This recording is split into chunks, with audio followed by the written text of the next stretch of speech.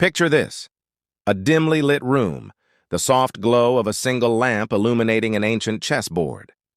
Two players, their faces etched with intensity, locked in what would become their final match. I was one of those players, and this is my story of how love bloomed from the ashes of tragedy.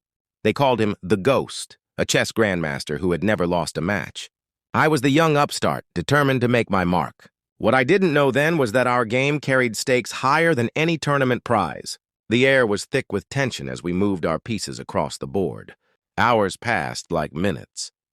Then it happened. His hand trembled as he reached for his queen. At first I thought it was just the pressure of the game, but when he clutched his chest and slumped forward, I realized this was no strategic ploy. Despite my frantic calls for help and attempts at CPR, the Ghost passed away right there, his final move forever unfinished. The headlines the next day were brutal. Chess prodigy's last game proves fatal. I was devastated, questioning whether I should ever play again. That's when I met Sarah. She was the Ghost's granddaughter who came to collect his belongings from the chess club. Instead of blame, I found understanding in her eyes. She shared stories of how her grandfather would speak of chess not as a battle, but as a dance. Two minds creating something beautiful together.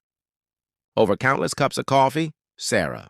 And I talked about everything but chess. Yet somehow, chess kept bringing us together. She helped me see that what happened wasn't my fault. And slowly, the weight of that night began to lift. One evening, she brought out her grandfather's old chess set, the very one from that fateful night. With trembling hands, I helped her set up the pieces. "He would want it to bring joy, not pain," she said softly, and she was right. Now, years later, Sarah and I are married, and yes, we play chess, not as opponents, but as partners exploring the infinite possibilities on those 64 squares. The Ghost's last game didn't end in checkmate, but in an unexpected opening move to the most beautiful chapter of my life. Life has a way of writing stories we never expect.